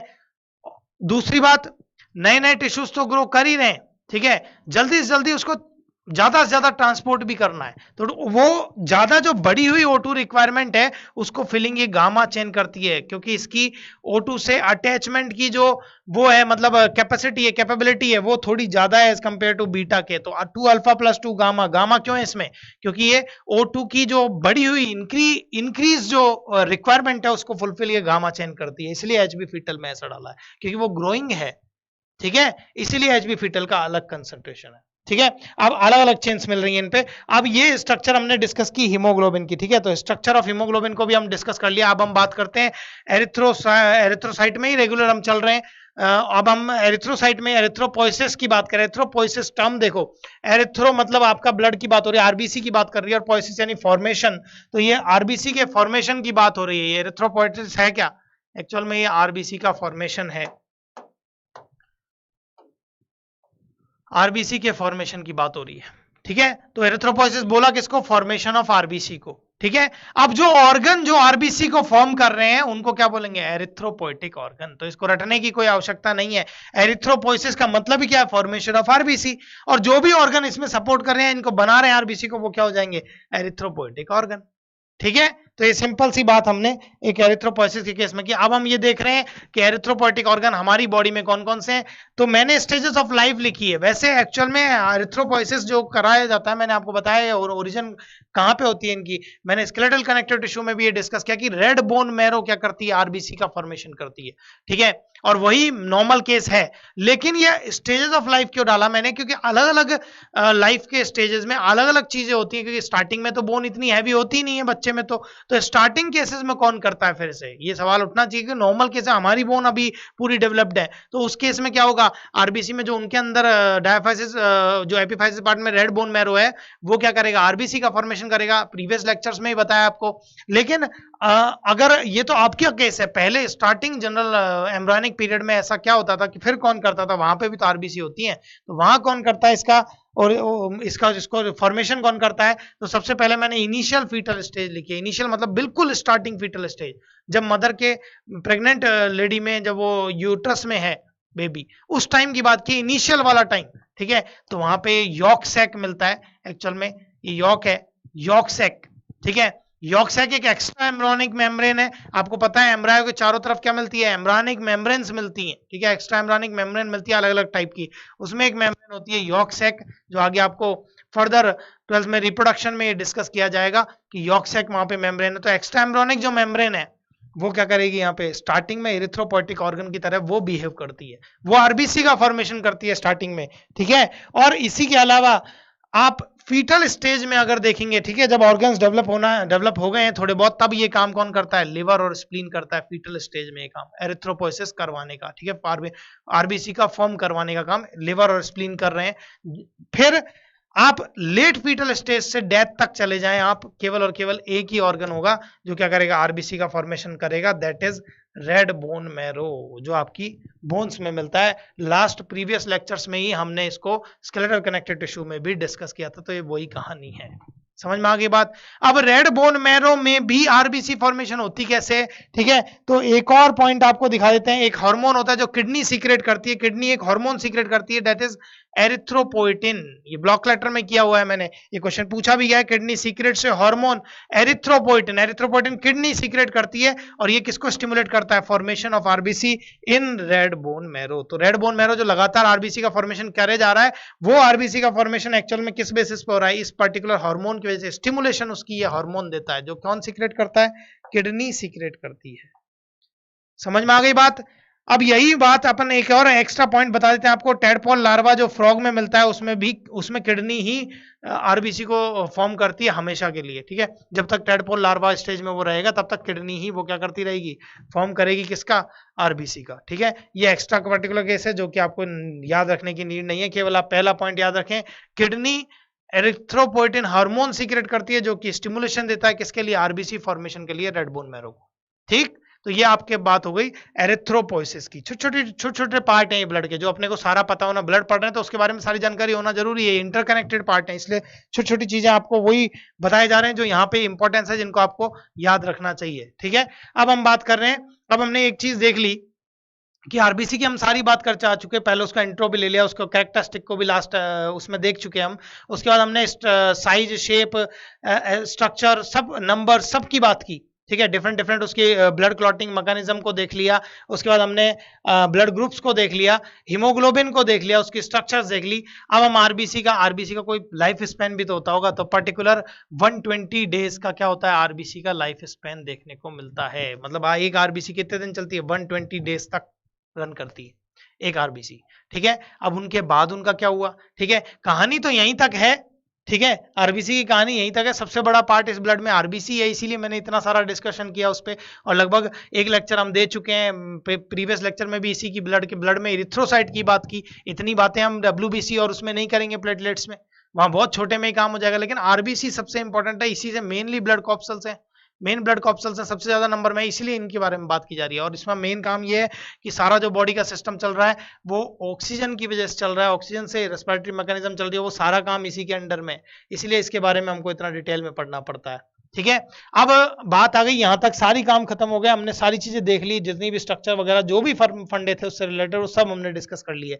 अब हम देख रहे हैं आरबीसी का डिस्ट्रक्शन, क्योंकि आरबीसी 120 डेज बाद जाती कहाँ है, वो खत्म कैसे होती है, ठीक है, उसी की बात, क्योंकि न्यू आरबीसी फॉर्म हो जाती है उसके बाद, तो वो क्या होगा, वो 120 डेज बाद क्या होगा, मरेगी, ये तो तय डेथ होगी उसकी। अब वो डेथ जो होगी, जो डिस्ट्रक्शन होगा, वो कैसे होगा, सबसे पहले आपको मैंने पहले ही बताया, एक पर्टिकुलर ऑर्गन है स्प्लीन जिसको बोलते हो आप, तो स्प्लीन में ये सारा काम देखने को मिलता है। आरबीसी जब 120 डेज ओल्ड हो जाती है तो blood sinuses of spleen, spleen में क्या होते हैं, स्प्लीन एक लिम्फॉइड ऑर्गन है, बॉडी का लार्जेस्ट लिम्फॉइड ऑर्गन है, और वही स्प्लीन जो है उसके अंदर ब्लड साइनसेस मिलते हैं, बड़े बड़े ओपन स्पेसेस मिलते हैं ब्लड जिसमें डायरेक्ट जाता है, तो उस ब्लड साइनसेस ऑफ स्प्लीन पे जाके क्या हो जाती है, फंस जाती है, ठीक है। और वहां पे क्या मिलती है इनको, रेटिकुलर सेल्स मिलती हैं स्प्लीन से। Reticular cell, reticular cell actual में है क्या, रेटिकुलर सेल एक्चुअल में जो आपकी रेटिकुलर सेल है वो वहां की फेगोसाइटिक सेल है, ठीक है। मैंने आपको टिश्यूज में भी फेगोसाइटिक सेल बताई थी, अलग अलग टिश्यू में अलग अलग टाइप की फेगोसाइटिक सेल होती है, ठीक है। अब फेगोसाइटिक सेल तो सेम ही आपकी न्यूट्रोफिल, मोनोसाइट वगैरह जो भी हिस्टोसाइट है, हिस्टोसाइट जैसे अपन ने वहां बोला था कनेक्टिव टिश्यू प्रॉपर में, तो टिश्यूज में जैसे जैसे जिस टिश्यू में ये है उसके अकॉर्डिंग इसका नाम दे जाता है, जैसे आपके लंग्स में डस्ट सेल है, ठीक है, लिवर में कुफर सेल है, ऐसे ही स्प्लीन में क्या है, रेटिकुलर सेल जो वहां की क्या है, फेगोसाइटिक सेल है, वो क्या करती है, आरबीसी को पंचर कर देती है। फेगोसाइटिक सेल का काम क्या होता है, एक्चुअल में वो क्या करते हैं, फेगोसाइटोसिस करते हैं, एनगल्फ करते हैं, ये भी क्या करती है, आरबीसी की सेल वॉल को डिसॉल्व कर देती है, पंचर कर देती है और उसको मार देती है, ठीक है। अब कहानी इसीलिए आपका स्प्लीन जो है, ये आपसे क्वेश्चन पूछा भी जाता है, बहुत कॉमन क्वेश्चन है ये आपके नीट का, ग्रेवयार्ड ऑफ आरबीसी बोला जाता है स्प्लीन को, या फिर बचर हाउस ऑफ आरबीसी बोला जाता है स्प्लीन को, ठीक है। क्यों, क्योंकि आरबीसी में ही क्या होता है, इन आरबीसी में 100 जब 120 डेज कंप्लीट हो जाते हैं ब्लड का आरबीसी को, तब इसी स्प्लीन में आके क्या होती हैं, खत्म किया जाता है, इनको डिस्ट्रॉय किया जाता है, तो इसीलिए इसको स्प्लीन को ग्रेवयार्ड ऑफ आरबीसी या बचर हाउस ऑफ आरबीसी भी बोला जाता है, ठीक है। ये क्वेश्चन बहुत कॉमन है, बहुत बार पूछा गया है, ठीक है, इसलिए याद रखिएगा। उसके अलावा अब हम देख रहे हैं कि ये एक्चुअल में, अब आप जो आरबीसी आपकी है, आरबीसी जो रेड ब्लड कॉर्पसल जिसको आपने मारा, वो एक्चुअल में गया कहाँ है, एक्चुअल में डिस्ट्रक्शन हुआ क्या है उसमें, तो उसी की हम चर्चाएं करेंगे। इसको मैं बहुत जल्दी इस पे अपन बात करेंगे, क्योंकि बहुत छोटी छोटी पार्ट है जो कि बहुत इंपॉर्टेंट नहीं है, लेकिन डिस्ट्रक्शन कैसे होता है, किस फॉर्म में हुआ, क्या क्या हुआ उसका, तो वो हम बता देते हैं कि आपके आरबीसी जो है वो 2 पार्ट पर्टिकुलर उसमें अब बचे हैं, कौन कौन से, देखो, एक तो हो गया empty case of plasma membrane of RBC, RBC समझ रहे हो, मान लो ये आरबीसी है, ये आरबीसी है, ठीक है, मान लीजिए ये आरबीसी है, इसके अंदर क्या साइटोप्लाज्म वगैरह जो भी है फंडा, ठीक है, जो भी ब्लड बह रहा है, तो इसका पहली बात तो ये क्या हुआ, एम्प्टी केस, ठीक है, बाहर वाले केस की बात कर रहा हूं मैं, ये जो बाहर वाली इसकी केस है जिसके अंदर ये सारा सिस्टम पड़ा हुआ है इसका, तो वो प्लाज्मा मेम्ब्रेन ऑफ आरबीसी की बात कर रहा हूं मैं, जिसको आप घोस्ट सेल भी बोलते हैं, हीमोकोनिया भी बोलते हैं।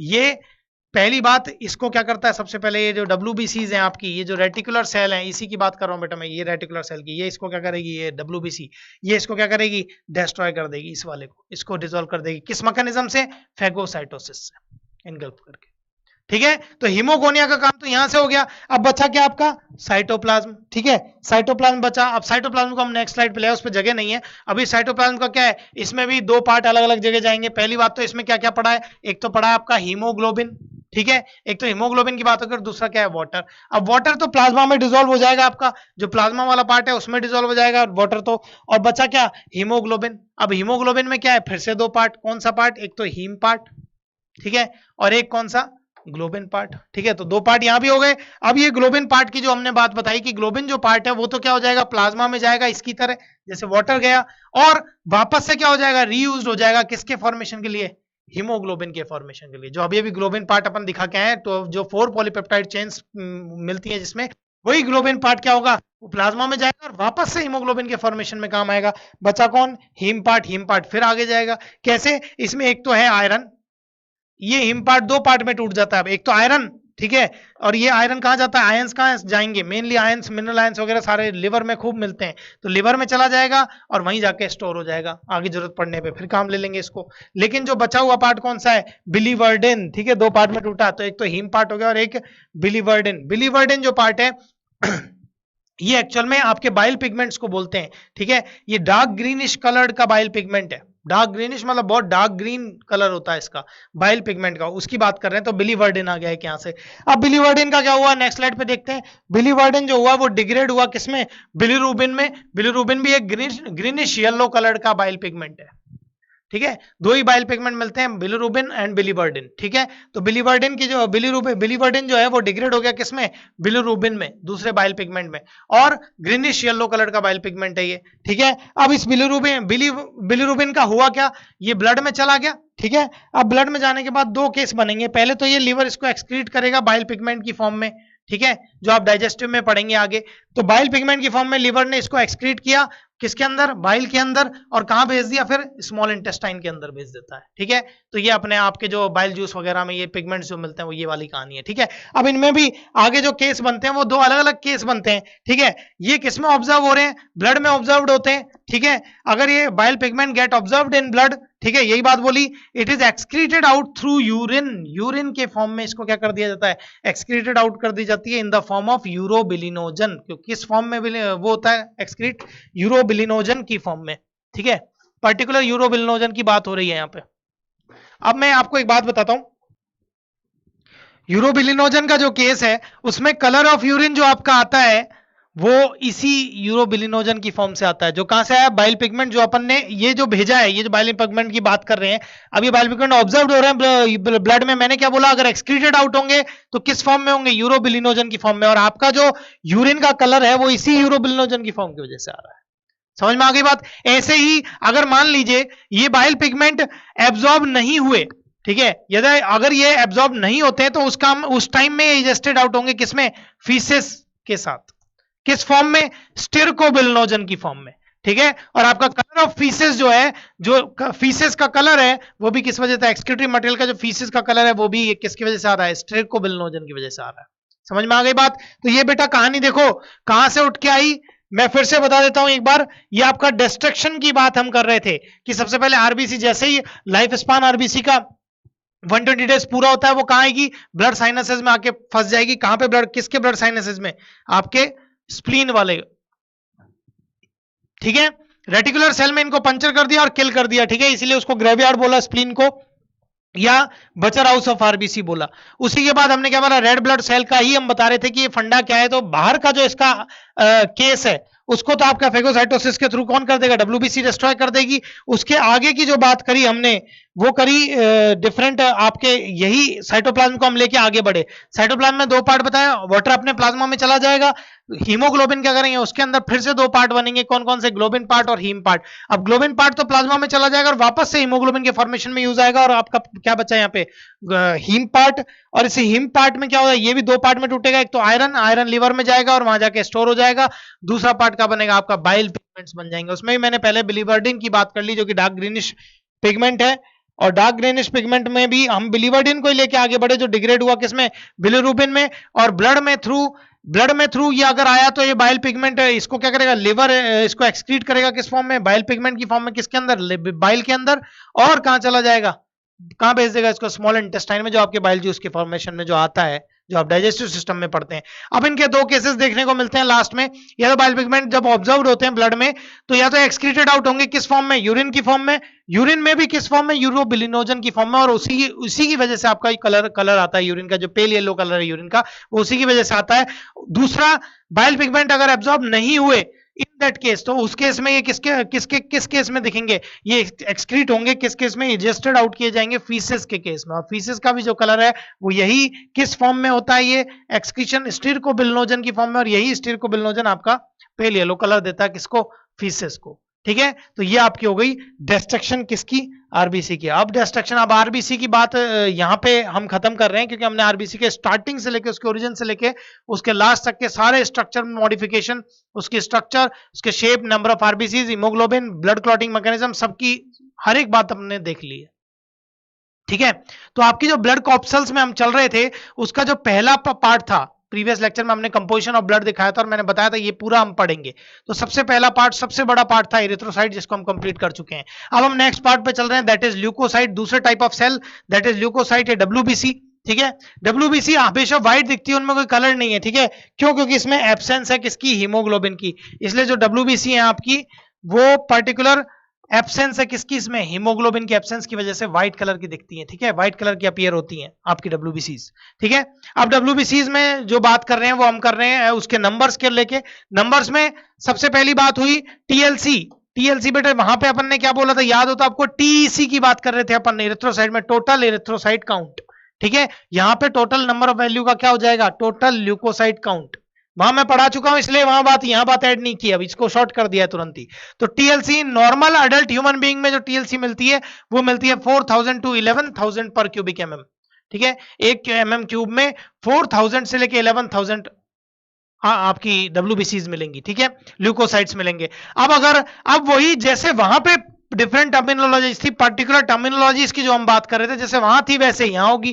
कैसे, आपकी इंक्रीज हुई अगर डब्ल्यूबीसी टीएलसी का नंबर अगर इंक्रीज होता है, डब्ल्यूबीसी का नंबर अगर इंक्रीज होता है, काउंट में इंक्रीजमेंट होता है, तो वहां क्या बोला था हमने, एरिथ्रोसाइटोसिस। और यहाँ पे ल्यूकोसाइट की बात हो रही है तो क्या करना हम आगे, ल्यूकोसाइटोसिस। तो रटने की इनको कोई आवश्यकता नहीं है, बढ़ रही है तो साइटोसिस लगा दिया हमने, बस एरिथ्रो घटा के ल्यूको लगा दिया है, ठीक है। उसके बाद अगर ये डिक्रीमेंट हुआ इसमें, ये काउंट में काउंट ऑफ डब्ल्यूबीसी कम हुआ तो उसको क्या बोलेंगे, वहां बोला था हमने एरिथ्रोसाइटोपिनिया, इसलिए यहां पे वहां पे एरिथ्रो आरबीसी के लिए टर्म थी, यहां डब्ल्यूबीसी के लिए लगानी है तो क्या, ल्यूकोसाइटोपिनिया। समझ में आ गई बात, ल्यूकोसाइटोपिनिया की बात हो गई। उसके बाद एक अबनॉर्मल कंडीशन यहां पे बता रहा हूं जो सबसे डिफरेंट है, एबनॉर्मल इंक्रीज। एक तो यह है कि 4000 से 11000 से मतलब 5000 हो गई, 12000 हो गई, 13000 हो गई, एक कॉमन इंक्रीमेंट है। अब मान लो इसमें अबनॉर्मल इंक्रीज, मान लो 1 लाख पर क्यूबिक एमएम हो गया, अच्छा अचानक से बहुत ज्यादा इंक्रीज हो रही है, तो उस केस को बोला जाता है ल्यूकेमिया। वो नॉर्मल केस नहीं है, वो बिल्कुल अबनॉर्मल केस है। और ब्लड कैंसर इसी को बोला जाता है। आपकी डब्ल्यूबीसी का नंबर जब बहुत ज्यादा इमर्जिंग इंक्रीज हो जाए तो उसको क्या बोलेंगे, ल्यूकेमिया या ब्लड कैंसर का केस हो जाएगा। वो समझ में आ गई बात। तो ये अपन ने नंबर पे बात की है किसकी, डब्ल्यूबीसी के बारे में। अब हम बात करते हैं डिफरेंशियल ल्यूकोसाइट काउंट की, क्योंकि आपको मैंने डब्ल्यूबीसी, मेरे को आपको याद हो तो कंपोजिशन ऑफ ब्लड में जब मैं बता रहा था तो मैंने बताया था कि डब्ल्यूबीसी जो है उनको बांटा गया है ग्रेन्यूल्स की प्रेजेंस और एब्सेंस के बेस पर, उनको डिवाइड किया गया है, ठीक है। उस पे बेसिस पे ग्रेनुलोसाइट और एग्रेनुलोसाइट दो बताई, और उसमें कई सारे टाइप हैं, जैसे न्यूट्रोफिल है, इयोसिनोफिल है, बेसोफिल है, मोनोसाइट है, लिम्फोसाइट है, कई सारे केसेस हैं, ठीक है। उन कई सारे केसेस को अब आपको एक ही डब्ल्यूबीसी में ही 5 तरह की सेल मिल गई अलग अलग, ठीक है। अब वो 5 तरह की जो सेल्स हैं एक्चुअल में उसका जो डिफरेंट अमाउंट होगा, उसको अगर परसेंटेज वैल्यू अपन मान ले, मान लो न्यूट्रोफिल का 1% मान ले, मोनोसाइट का 1% मान ले, इयोसिनोफिल का 1% मान ले, तो वो परसेंटेज जो होगा वो उनका डिफरेंशियल ल्यूकोसाइट काउंट होगा, ठीक है। डिफरेंट परसेंटेज उनका, या डिफरेंट नंबर। तो इसीलिए मैंने लिखा है the percentage of different type, the percentage of differential type of WBC in 1 mm cube of blood. आपके नंबर का जो केस होता है वो हमेशा 1 mm क्यूब ऑफ ब्लड में लेंगे अपन, यूनिट में, ठीक है, यूनिटरी कोई फंक्शन में। तो 1 mm क्यूब ऑफ ब्लड में जितने भी डब्ल्यूबीसी का, आप डब्ल्यूबीसी में से भी जो उसके 5 टाइप है उसका डिफरेंशियल टाइप जो मिलेगा वो उसकी क्या हो जाएगी, डीएलसी हो जाएगी। इसी को बोलते हैं डीएलसी। शेप इसकी आपको पता है अमीबॉइड शेप होती है डब्ल्यूबीसी, क्योंकि वो हमेशा चेंज होती रहती है, ऑलवेज चेंजिंग रहेगी ये, ठीक है। तो पर्टिकुलर कोई शेप नहीं है। दूसरी बात, चेंजिंग शेप है, अमीबॉइड शेप है, इसीलिए क्या होता है, पास थ्रू हो सकती है किससे, ब्लड कैपिलरीज से, ठीक है। ब्लड कैपिलरीज कितनी फाइन है, ब्लड वेसल से फाइन ब्लड कैपिलरीज है, उन ब्लड कैपिलरीज से भी ये पास थ्रू हो सकती है। क्यों, क्योंकि इसकी अमीबॉइड शेप है और इसकी मूवमेंट करने की जो स्क्वीजिंग मूवमेंट इसमें मिलती है, जिसकी वजह से ये एंटर करके तुरंत इंटरस्टिशियल स्पेस में आ जाती है। ये इन्फ्लामेटरी रेस्पॉन्स में भी आपको फायदा देता है। इन्फ्लामेटरी रेस्पॉन्स जो आपका होता है, सूजन जो आता है, स्वेलिंग जो आती है, उस इन्फ्लामेटरी रेस्पॉन्स में भी ये क्या करती है, हेल्प करती है, बाहर निकल के आती है ब्लड से, ठीक है। तो ये इंटरस्टिशियल स्पेस में एंटर करती है स्क्वीजिंग मूवमेंट की वजह से, और इसी मूवमेंट को आपके क्या बोला जाता है, डायापेडेसिस, ठीक है। मैं इसको हटा देता हूं, ये दिखेगा नहीं इससे। यही मूवमेंट क्या है, डायापेडेसिस का केस हो जाएगा, डायापेडेसिस, यही मूवमेंट, ठीक है। ये स्क्वीजिंग जो इनका मूवमेंट है, मैं यहां लिख देता हूं इन्फ्लामेटरी, ठीक। अब इनका डीएलसी जो है, ये तो हमने बात कर ली डीएलसी क्या है। अब एक बार देख लेते हैं डीएलसी इनका अलग अलग क्या मिलता है। तो हमने एक टेबल में सारी आपकी डब्ल्यूबीसी को अरेंज किया है, चाहे वो ग्रेनुलोसाइट हो चाहे वो एग्रेनुलोसाइट हो। पहली आपकी डब्ल्यूबीसी जो है वो कौन सी है, न्यूट्रोफिल, ठीक है। न्यूट्रोफिल को सबसे ऊपर क्यों रखा है, मोस्ट अबंडेंट है, ठीक है, सबसे ज्यादा मिलती है इसलिए न्यूट्रोफिल के सबसे ऊपर, और इसका डीएलसी मिलेगा 65%, ठीक है। साइज लगभग 10 to 12 माइक्रोन, ठीक है।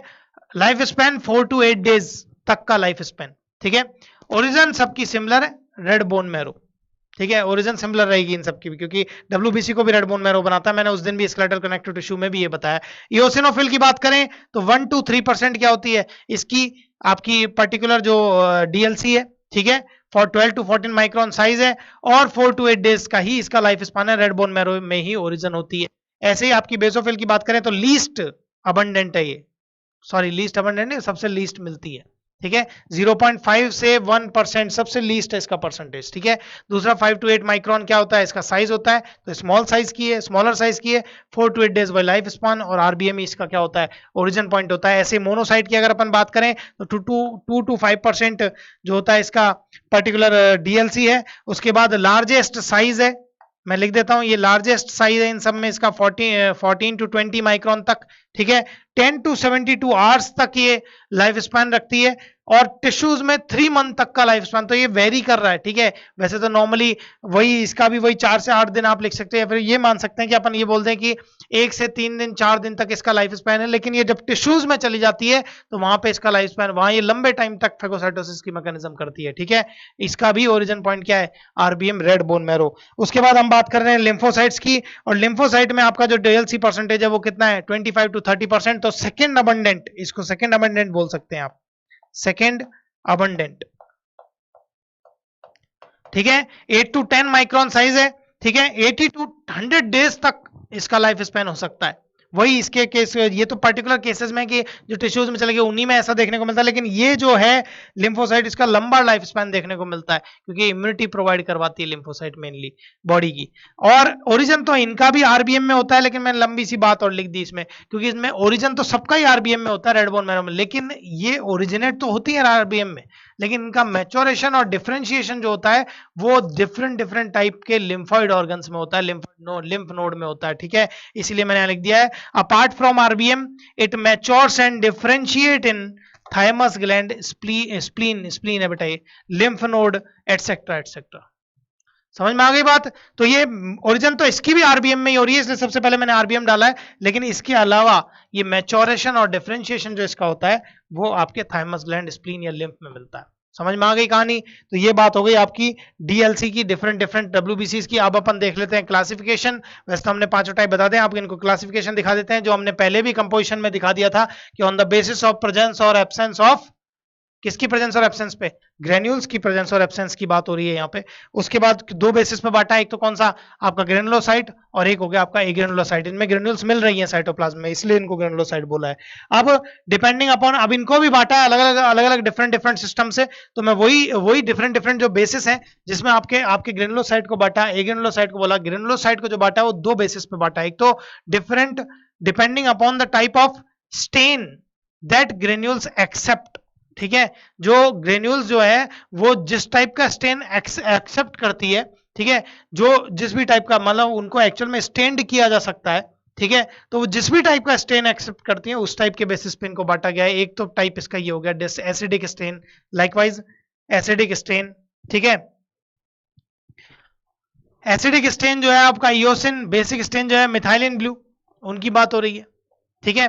दूसरा जो बेसिस है इसको बांटने का वो है upon the shape of nucleus, nucleus की शेप कैसी है उसके बेसिस पे भी इसको बांटा गया है, ठीक है। अब इनको 3 टाइप में इस बेसिस पे बांटा गया, एक तो न्यूट्रोफिल, एक इओसिनोफिल और एक बेसोफिल, ठीक है। अब एक बात सोचते हैं, एक बात देखो, सबसे आसान काम क्या है, न्यूट्रोफिल, नाम में क्या है, न्यूट्रल, तो ना तो ये एसिडिक से स्टेन होंगी, ना ये किससे होगी, बेसिक से होगी, क्योंकि ये न्यूट्रल है, ये दोनों से स्टेन हो जाएगी। समझ में आ गई बात। स्टेन मतलब डाइज डाली जाती है इनके ऊपर, सेल्स के ऊपर स्टेन करने के लिए, ताकि वो जिस कलर में दिखे, ताकि उनका अलग अलग स्टडी की जा सके। तो स्टेनिंग के बेसिस पे भी इसको बांटा गया है। ये आपकी न्यूट्रोफिल की स्ट्रक्चर हो गई। अब स्ट्रक्चर के बेसिस पे जो इसको बांटा है उसी के बेसिस पे मैंने कुछ पॉइंट लिखे हैं। पहली बात तो हॉर्स शू शेप्ड इसका न्यूक्लियस मिलता है, ठीक है। दूसरी बात 3 to 5 लोब, आप देखो 3 लोब तो इसी में दिख रहे हैं, 1 2 और ये पर्टिकुलर 3, ठीक है। 3 to 5 लोब इसका न्यूक्लियस होगा, ठीक है। स्टेन्ड बाय बोथ डाइज, ठीक है, बोथ डाइज से स्टेन होगा, इसीलिए। और जो ऐसा होता है न्यूट्रल केस, वो वायलेट कलर प्रोवाइड करवाता है वहां पे जब उसको स्टेन किया जाता है, तो बोथ डाइज से स्टेन होगा। और ये स्टेनिंग जो होगी, मैंने आपको नाम में पता लग रहा है, रटने की भी जरूरत है, न्यूट्रोफिल, न्यूट्रल है तो एसिडिक के लिए भी न्यूट्रल है और बेसिक के लिए भी न्यूट्रल। समझ में आ गई बात। तो इस टाइप पे उसको बांट दिया। ऐसे आपकी इओसिनोफिल है, जो इओसिन आपका एसिडिक स्टेन है, तो ऑब्वियस सी बात है एसिडिक डाइज से स्टेन होगी। पहली बात तो ये बाइलोब्ड न्यूक्लियस मिलता है इसमें, देखो एक लोब ये रहा, एक लोब ये रहा, तो 2 लोब तो न्यूक्लियस हो गया। उसके अलावा stained by acidic dye, particular acidic dye eosin से स्ट्रेन हो जाएगा और पिंक कलर देगा, जो भी एसिडिक डाई से स्ट्रेन होगा वो पिंक कलर प्रोवाइड करवाता है। ठीक है, तो ये तो हो गया एसिडिक सिस्टम। अब ये वाला देख लो, बेसोफिल नाम से पता लग रहा है ये बेसिक डाइस से क्या होगा, स्टैंड होगा। तो यहाँ पे यही 2 to 5 लोब्ड, यहाँ 3 तो आपको दिख ही रहे हैं, ये 3 हो गए। ठीक है, 3 लोब्ड एस शेप्ड न्यूक्लियस है इसका। ठीक है, 5 लोब्ड हो जाएगा, पूरा एस शेप में दिखने लगेगा, एस शेप न्यूक्लियस है और stand by basic dye, methylene blue से स्टैंड होगा, इसीलिए क्या प्रोवाइड करवाता है, ब्लू कलर के नाम में आ रहा है, स्टैंड के नाम में आ रहा है, methylene blue, blue colour provide करवाता है। ये समझ में आ गई बात। तो ये तो फंडा हो गया इनका। ग्रेनुलोसाइट कैसे बांटा गया है, ठीक है, कैसे इनको डिफरेंशिएट किया गया है और इनके कैरेक्टरिस्टिक एक एक दो मैंने न्यूक्लियस के जिस बेस पे इनको बांटा गया है बस उसी बेस के पॉइंट्स डाले, फालतू के भर भर के अपन ने पॉइंट नहीं डाले, केवल वही पॉइंट इसमें ऐड किया है जो जिस बेस पे उसको डिवाइड किया गया है। ठीक है, उतना हमें पता होना चाहिए। उसके बाद केवल डायरेक्ट फंक्शन देखेंगे इनके। अगली जो हम बात कर रहे हैं वो किसकी कर रहे हैं, आपकी ग्रेनुलोसाइट की। और ग्रेनुलोसाइट में भी क्या क्या बेसिस है इनका, shape of nucleus. Shape of nucleus जैसे अपन पीछे देख रहे थे, दो थे इसके बेसिस, इसका केवल एक बेसिस, शेप ऑफ न्यूक्लियस। ठीक है, स्टेन का बेसिस क्यों नहीं है, क्योंकि इसमें दूसरा स्टेनिंग है, न्यूट्रल है, ये भी दोनों डाइस से स्टेन होती हैं। ठीक है, तो एक बात अपन इस पे कर लेते हैं, शेप ऑफ न्यूक्लियस में मोनोसाइट और लिम्फोसाइट दो टाइप हो गए। मोनोसाइट जो है वो किडनी शेप न्यूक्लियस रखता है, तो एक तो शेप के बेसिस पे किडनी शेप्ड, दोनों डाइज एक्सेप्ट करता है क्योंकि न्यूट्रल है और वॉयलेट कलर प्रोवाइड करवाएगा। ठीक है, तो सेम केस स्टेन के केस में न्यूट्रोफिल जैसा ही हो गया। Next last lymphocyte. लिम्फोसाइट जो है वो भी क्या है, दोनों डाइज को एक्सेप्ट करेगी, सर्कुलर इसका शेप है न्यूक्लियस का और दोनों डाइज एक्सेप्ट करेगी। ठीक है, वॉयलेट कलर प्रोवाइड करवाएगी। ठीक है, जो दोनों डाइज एक्सेप्ट कर रही हैं, दोनों डाइज से स्टेन हो रही हैं, जो न्यूट्रल हैं वो वॉयलेट कलर प्रोवाइड करवा रही हैं, जो केवल एसिडिक डाइस को एक्सेप्ट कर रही हैं लाइकवाइज इओसिनोफिल वो केवल पिंक कलर प्रोवाइड करवा रही हैं, और जो केवल बेसिक डाइस से एक्सेप्ट कर रही हैं उनसे स्टेन हो रही हैं वो क्या कर रही हैं, ब्लू कलर प्रोवाइड करवा रही हैं। ठीक है, तो एक तो स्टेनिंग के बेसिस पे इनको डिवाइड किया गया है। ठीक है, दूसरा शेप ऑफ न्यूक्लियस के बेस पे इनको डिवाइड किया गया, वो मैंने आपको क्लासिफिकेशन बता दिया ग्रेनुलोसाइट का भी और एग्रेनुलोसाइट का भी। अब बात करते हैं इनके फंक्शन को लेके। ठीक है, तो यही क्लासिफिकेशन मैंने फिर से डाल दिया क्या, ताकि केवल हम किसकी बात करें, फंक्शन की बात करें। तो सबसे पहले जो बात होगी वो हमारी हो रही है न्यूट्रोफिल को लेके। ठीक है, तो न्यूट्रोफिल का फंक्शन में यहाँ पे आपकी जीआईएफ आपको दिखा रखी है। देखो ये बढ़िया बढ़िया सुंदर सुंदर क्या आ रही हैं, WBCs आ रही हैं। देखो इनकी शक्ल भी बहुत सुंदर है, क्यूट भी है थोड़ी सी, तो उसी की बात कर रहे हैं। और वो क्या कर रहे हैं, ये आपका क्या है, फॉरेन पैथोजन है। देखो पैथोजन है ये जो छोटा सा दिख रहा है ना आपको, वो पैथोजन है और ये इसको एनगल्फ करती है, मतलब खा जाती है, अपने अंदर ही ले लेती है। तो वो ये जो मैकेनिज्म है इसी को बोलते हैं फेगोसाइटोसिस। ठीक है, तो अब आपको तो पहले ही पता है, मैंने आपको पहले भी बोला है, ब्लड की जो फेगोसाइटिक सेल है वो आपकी पर्टिकुलर न्यूट्रोफिल और मोनोसाइट का केस है। ठीक है, जो ब्लड की फेगोसाइटिक सेल होती है। ठीक है, वो कौन कौन सी होती है, न्यूट्रोफिल और मोनोसाइट का केस है। यहां मैंने न्यूट्रोफिल की बात की कि न्यूट्रोफिल कैसे एनगल्फ करती है। ठीक है, ये फेगोसाइटोसिस मैकेनिज्म है जो हमने एक सुंदर से जीआईएफ से दिखाई है। समझ में आ गई बात। तो अब हम इसमें बात ही केवल फंक्शन की करेंगे हर किसी के। तो आपको एक बात बता दूं, न्यूट्रोफिल और मोनोसाइट का दोनों का फंक्शन सिमिलर रहेगा, फेगोसाइटिक फंक्शन है दोनों का, लेकिन बस फर्क इतना सा है कि इसका जो साइज है वो छोटा है और इसका साइज बड़ा है, तो इसलिए इसको बोलते हैं माइक्रो पुलिसमैन। भाई पैथोजन दूसरा जो बॉडी फॉरेन बॉडी पार्टिकल आ रहा है उसको पकड़ ही तो रहा है ये और उसको मार दे रहा है, तो ये पुलिस का ही तो काम है चोर को पकड़ना। तो इन्होंने क्या है, अपने बॉडी में जो चोर आए उनको पकड़ा है, लेकिन इनका साइज छोटा है, इसलिए मैंने एक पॉइंट डाला, phagocytosis as it is small. Phagocytosis तो क्या हो गया, इसका पर्टिकुलर फंक्शन हो गया। ये तो समझ में आ गई बात, फेगोसाइटोसिस तो क्या हो गया, इसका फंक्शन हो गया, लेकिन ये साइज में क्या है, स्मॉल है और कर क्या रही है, फेगोसाइटिक फंक्शन कर रही है, जो कि एक पुलिस का काम है। तो इसीलिए इसको क्या बोलते हैं, माइक्रो पुलिसमैन ऑफ ब्लड। तो इसीलिए इसको हमने डाल दिया माइक्रो पुलिसमैन ऑफ ब्लड। समझ में आ गई बात। ये तो हो गया न्यूट्रोफिल का फंक्शन, पहला फंक्शन। एक और फंक्शन न्यूट्रोफिल का अपन बना सकते हैं, फंक्शन नहीं है वो एक तरह से, लेकिन ये इसके बेस पे अपन फंक्शन में डाल सकते हैं इसको, कि न्यूट्रोफिल का सपोर्ट होता है सेक्स डिटर्मिनेशन में। अब बोले सर सेक्स डिटर्मिनेशन में न्यूट्रोफिल का क्या काम, बोले बेटा चाइल्ड जो है उसका जो सेक्स डिटर्मिनेशन होता है उसमें न्यूट्रोफिल का कैसे रोल रहता है वो सुनो। क्योंकि न्यूट्रोफिल में एक्चुअल में एक ड्रमस्टिक अपीयरेंस होती है जो बार बॉडी कहलाती है। ठीक है, बार बॉडी होती है, वो बार बॉडी बोलते हैं उसको। ये बार बॉडी अगर प्रेजेंट होगी, एक्चुअल में बार बॉडी को निकालते कैसे हैं, बार बॉडी होता है X-1 का केस होता है। अब आप एक बात जानो कि फीमेल का जो केस होता है वो आपको पता है XX होता है, 44 + XX वाला केस है। मेल का जो केस है वो क्या होता है XY। ठीक है, 44 प्लस एक्स वाई, ये 46 क्रोमोसोम मिलते हैं। तो जो एक्स एक्स एक्स वाई जो मिलते हैं एक्चुअल में बार बॉडी इज इक्वल टू बोला जाता है एक्स माइनस वन, ठीक है, बार बॉडी। अब x माइनस वन, इसमें x माइनस वन करोगे तो कितना आएगा, 2x है ना ये, तो कितना आ गया 1x, मतलब एक बार बॉडी हो गई इसमें, ठीक है। और इसमें अगर आप 1x माइनस वन करोगे तो कितना आएगा, 0 बार बॉडी। तो मेल में कोई बार बॉडी नहीं मिलती, ठीक है। तो न्यूट्रोफिल में अगर बार बॉडी प्रेजेंट है तो वो कौन होगी, फीमेल होगी, और न्यूट्रोफिल में बार बॉडी अगर एब्सेंट है तो वो कौन होगा, मेल होगा। समझ में आ गई बात। तो सेक्स डिटर्मिनेशन के टाइम पे इस बार बॉडी को ही देखा जाता है कि बार बॉडी उसमें है तो वो फीमेल है, और नहीं है तो वो मेल है, ठीक है। लेकिन इलीगल पर्पज से नहीं है ये चीजें, ये इससे, लेकिन ये सेक्स डिटर्मिनेशन करवाने में हेल्प कर सकती है, ठीक है। तो इसको इसके भी फंक्शन में डाल दिया, जिसकी पर्टिकुलर जो फर्दर स्टडी में डीप में जो इसकी डिस्कशन करेंगे वो करेंगे जेनेटिक्स में, जब एक पर्टिकुलर मैं हाइपोथेसिस बताऊंगा लायंस करके, वहां पे इसकी बात की जाएगी बार बॉडी की, ठीक है। अभी हम आगे बढ़ते हैं। नेक्स्ट आपके फंक्शन जो आएंगे वो आएंगे इओसिनोफिल के। इओसिनोफिल तो आप ऐसे याद रख लो बेटा, E4 एलर्जी, A4 होता है वैसे तो, ठीक है, ए होता है एलर्जी की, देखो स्पेलिंग ए से चालू, लेकिन मैं तो आप नॉर्मल केस में याद रख सकते हो eosinophil, E4 eosinophil, E4 allergy. समझ में आ गई बात।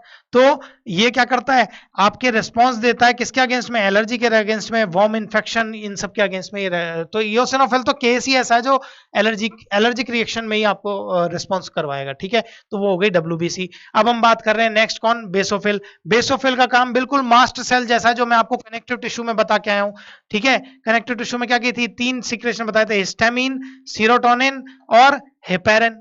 याद है कि नहीं है, प्रीवियस लेक्चर में ही पढ़ा था। हिस्टामिन क्या है, वैसोडायलेटर, याद आया कि नहीं आया, पिछले ही लेक्चर्स में मैंने बताया आपको। और सेरोटोनिन कौन है आपका, इसी के just against opposite, vaso constrictor. समझ में आ गई बात। और जो हेपेरिन है आपका वो क्या है, particular natural anticoagulant, natural anti coagulant. और ये जो फंडा है यही क्या है, बेसोफिल इन्हीं तीनों को सीक्रेट करती है, हिस्टामिन, सेरोटोनिन और हेपेरिन। तो ब्लड में इनको सीक्रेट करने का काम बेसोफिल का, ठीक है। नेक्स्ट जो हम बात करेंगे वो किसकी कर रहे हैं, नेक्स्ट जो हम बात कर रहे हैं वो कर रहे हैं मोनोसाइट के फंक्शन की। और मोनोसाइट का फंक्शन मैं बता चुका हूं, सेम फंक्शन है बिल्कुल ऐसा ही। मैंने क्या बताया, इसका काम भी क्या, ये भी फेगोसाइटिक सेल है ब्लड की, और ये भी क्या करेगी, फेगोसाइटोसिस, यही मैकेनिज्म करेगी। बस जो ये क्यूट से छुटे हैं ये थोड़े साइज में बड़े होते हैं। समझ में आ गई बात। तो as it is large and does phagocytic function, तो इसको क्या बोल देंगे, उसको हमने माइक्रो पुलिसमैन ऑफ ब्लड बोला, तो इसको क्या बोल दोगे आप, मैक्रो पुलिसमैन ऑफ ब्लड। समझ में आ गई कहानी। तो ये हो गया इसका फंक्शन। और लास्ट एंड फाइनल लिम्फोसाइट की बताने की भी जरूरत नहीं, सबको पता है। बी लिम्फोसाइट, टी लिम्फोसाइट क्या करती है, इम्यूनिटी रेस्पॉन्स करती है। तो ये क्या करेगा, ये इम्यूनिटी सिस्टम ऑफ बॉडी को बनाता है, ठीक है। It forms immunity system of body. और पैथोजन जो बाहर से फॉरेन बॉडी पार्टिकल आ रहे हैं उनको मारते हैं, कब, अफेक्ट करने से पहले, बॉडी को वो अफेक्ट करे उससे पहले उनको मार दिया जाता है, किससे, इस लिम्फोसाइट के फंक्शन से। समझ में आ गई बेटा बात। ये हो गई इन WBC के फंक्शन। तो ये हो गई अपना क्लासिफिकेशन ऑफ WBC, जिसकी हमने आज के लेक्चर में बात की। आज का लेक्चर जो था वो केवल WBC तक ही था, ठीक है। हमने इरिथ्रोसाइटोसिस को इसमें कंप्लीट किया, ठीक है। उसकी जो छोटी मोटी चीजें बाकी रह गई थी, लाइकवाइज आपके ब्लड ग्रुप सिस्टम जो था, हीमोग्लोबिन था, उसका स्ट्रक्चर है पर्टिकुलर, ठीक है, उन सबको डिस्कस किया, उसका डिस्ट्रक्शन डिस्कस किया, जहां पे आरबीसी आपकी फिनिश हुई। उसके बाद हमने WBC की बात की और उसके क्लासिफिकेशन को समझाया। 5 टाइप की WBC को हमने डिस्कस कर लिया है, ठीक है। आज के लेक्चर में इतना ही, बस अब इसमें केवल और केवल ब्लड वाले पार्ट में आपका ब्लड प्लेटलेट्स बाकी है, प्लाज्मा बाकी है और लिम्फ बाकी है। लिम्फ इसका पैरेलल सिस्टम होता है, उसको भी थोड़ा डिस्कस करेंगे यहाँ पे। तो लास्ट लेक्चर जब भी हम लेंगे तब इसको आपको डिस्कस करा देंगे, ठीक है। So thank you for watching this video.